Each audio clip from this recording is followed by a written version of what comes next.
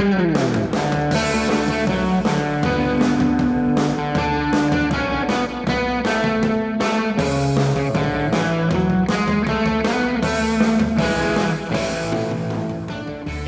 and welcome to the How to Live in Denmark podcast. I'm Kay Zander Mellish. This is going to be one of our longer podcasts. It's about benefits you get on the job in Denmark, and there are a lot of them.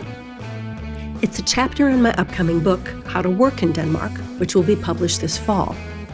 So get a big cup of coffee or tea, put your feet up, and relax. Ready? Let's go. On-the-job benefits in Denmark come in three categories. The kind every Danish worker gets, the kind that everyone at your company gets, and the kind that everyone at a certain level at your company gets. When you talk with a future employer, you can negotiate your salary, but there's not all that much room for negotiation on benefits. In most cases, as American kindergartners say, you get what you get and you don't get upset. Fortunately, the benefits tend to be generous. First, let's talk about what everybody gets. Anyone with a full-time job in Denmark is entitled to 5 weeks annual vacation. This is in addition to the roughly 12 Danish public holidays per year. During your first year on the job, some of this vacation time may be unpaid. You need to save up paid vacation time before you can take it. Everyone is also covered by the Danish public health care system as a legal resident in Denmark. But be aware that this insurance is only valid in Denmark if you're not an EU citizen. If you are an EU citizen, the rules are a little different, but everyone needs extra insurance when traveling outside the EU, like to the USA, for example. Get extra health insurance before you travel. Plus, every Danish employee is entitled to parental leave. If you're the one birthing the baby, you get to stop working 4 weeks before the birth, or if your health requires it, even earlier. And then you get 14 paid weeks after the birth. After that, you and baby's other parent can divide 32 weeks of paid leave. This leave is paid for by the government through taxes, but what you're going to get is dagpenge. That's the same amount of money that unemployed people receive. This is probably well under your weekly salary if you've come to Denmark as a professional. So many companies top up this dagpenge so you get your full salary for the first 6 months of your parental leave. If this benefit is offered to anyone at the company, it's generally offered to everyone. Another thing offered to everyone at the company is lunch, usually a hot lunch. Now, this is a business strategy as much as a benefit. The company doesn't want people disappearing in the middle of the day to go find a sandwich or eat at a restaurant. They want them to sit there and refuel for 30 minutes and then get back to their desks. There's usually a small monthly charge for the lunch plan, but this is for tax reasons. If you didn't pay for it, it would be taxed as a benefit and end up costing you more. It's really not a good idea to refuse the company lunch plan unless you have very specific dietary needs. Not being able to eat with your colleagues cuts you off from the all-important group spirit in Danish workplaces. Usually, if you have religious or medical reasons you can't eat something, the lunch provider will work with you to make sure there's something you can eat. It's also common for Danish workplaces to have a fruit plan, which provides big bowls of fresh fruit around the office. Each employee is entitled to 1 piece of fruit per day. Again, this is a business strategy as well as a benefit. Employees who eat nutritious food are seen to be less likely to require expensive sick leave. Of course, when customers come to call, healthy eating seems to just go out the window. Meetings with external customers are usually catered with sugary sodas, sugary pastries, and sometimes even candy in big bowls. Please go easy on this stuff. I'll never forget the non-Dane who, in a meeting, pulled up a bowl of candy and ate the entire thing himself like a bowl of cereal. Don't do that. Anyway, these meeting treats can be worked off at the company gym, which large companies usually provide for all their employees.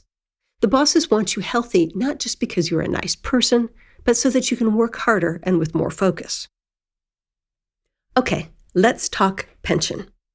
Everyone who works in Denmark must pay into the Danish government pension plan.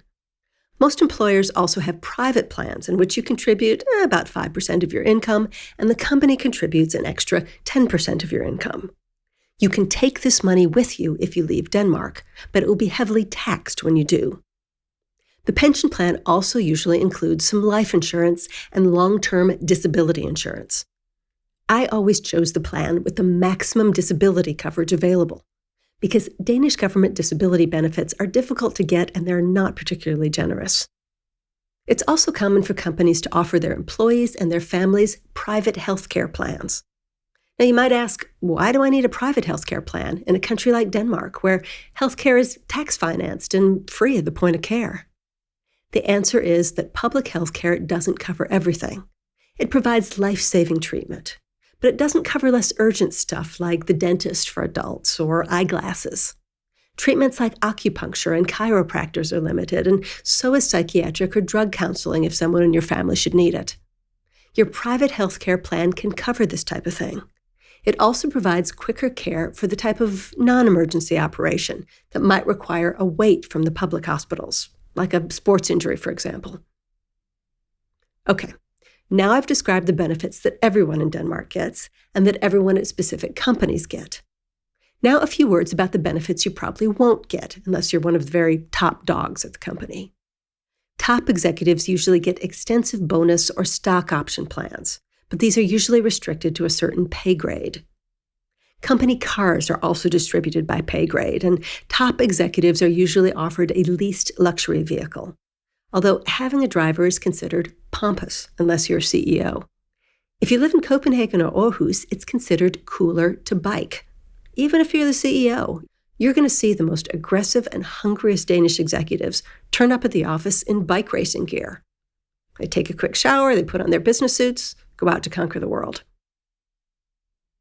What you won't get. A few employee benefits common in other countries are almost never seen in Denmark. For example, expat housing allowances, very rare. You'll be expected to pay for your housing on your own. Domestic help is uncommon in Denmark. If you plan to live here, even as a professional and even as a man, you're going to need good cooking and cleaning skills. You might have the option to work from home yourself at least one day a week. If you do work from home, the company will probably pay for good internet service and maybe a mobile phone. These benefits, like so many other Danish benefits, are taxable. When you're offered a benefit from your Danish employer, it's a good idea to think in terms of, is this taxable? Because Danish tax rates are high. If your benefit is taxable, it might just cost more than it's worth. Whew. And that's the How to Live in Denmark podcast for this week. You can find a text version of this podcast with a bit more information at howtoliveindenmark.com. You can also buy my first book there, How to Live in Denmark. It's also available on Amazon, iTunes, and Google Play. Follow us on Twitter at HowToLiveInDK. The 2 is a number. See you next time.